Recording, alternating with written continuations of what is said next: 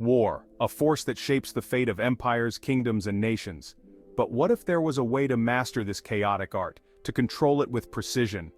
Over 2,500 years ago, one man distilled the very essence of warfare into timeless wisdom, Sun Tzu and his masterpiece, The Art of War. Welcome to this journey into one of the most influential books ever written, not just for generals, but for leaders, strategists, and thinkers in every field. Today, we're diving into the wisdom of the art of war and why its principles resonate even today. Sun Tzu wasn't just a philosopher, he was a general during the turbulent spring and autumn period of ancient China. During this time, China wasn't one unified empire but a collection of warring states, each vying for dominance. Imagine a world of alliances, betrayals, and power-hungry warlords. In this backdrop of endless conflict, Sun Tzu's strategies evolved, and the art of war was born. But here's something interesting. Sun Tzu himself remains somewhat of a mystery. Some historians even debate whether he was a single individual or a composite of several military thinkers. While we may never know the full truth, what's certain is that the art of war has had a lasting impact across centuries. The most famous lesson? Know yourself and know your enemy, and in 100 battles, you will never be defeated. But this isn't just about war, it's about self-awareness and understanding your competition. Today, this principle is as relevant in business negotiations as it is on the battlefield. Take the 1990s battle between Coca-Cola and Pepsi, known as the Cola Wars. Both companies knew their own brand strengths and deeply analyzed each other's weaknesses. They didn't just rely on better-tasting cola. They engaged in massive marketing campaigns, playing psychological warfare to win the loyalty of consumers. All warfare is based on deception, Sun Tzu reminds us. His tactics involved outsmarting the enemy.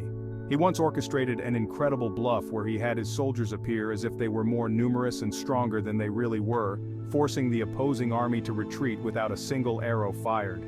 Throughout history, deception has played a key role. The Trojan horse, the D-Day Normandy landings. Deception wasn't just a tool, it was often the decisive factor in victory. The key is making the enemy see things that aren't there, or miss the things that are right in front of them. The most interesting aspect of Sun Tzu's philosophy is his focus on psychological warfare. The supreme art of war is to subdue the enemy without fighting, he wrote. Sun Tzu believed that by using psychological pressure, you could win without even drawing a sword. This principle is used not just in war but in diplomacy. Consider the Cold War, a time where the US and the Soviet Union engaged in what was essentially a massive psychological duel. They knew that an all-out war would be catastrophic, so the strategies relied on deterrence, misdirection, and showing strength without actually engaging in combat. Even today, many international conflicts are resolved or avoided through careful diplomacy and the strategic use of psychological pressure. Sometimes, the strongest leaders are the ones who never have to fight at all. Another core teaching of Sun Tzu is adaptability. Be like water, he wrote. What does that mean? Water has no shape, yet it can flow into any container. It's soft, but over time it can carve through stone. Sun Tzu understood that rigidity in strategy can lead to disaster. The ability to adapt, to be flexible, is key to survival. Let's take a look at the Battle of Gaugamela in 331 BCE. Alexander the Great faced a much larger Persian army.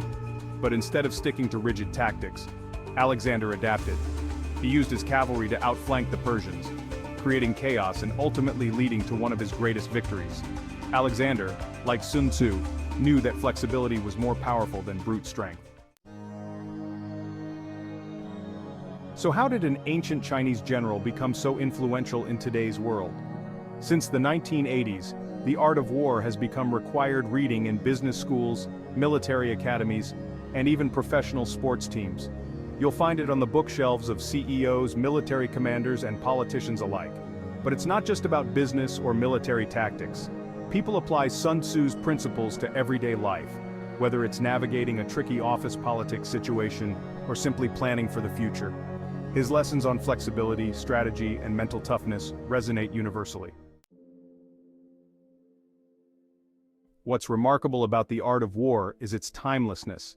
Sun Tzu didn't write just for the generals of his day. He wrote for anyone who faces conflict, competition, or challenges.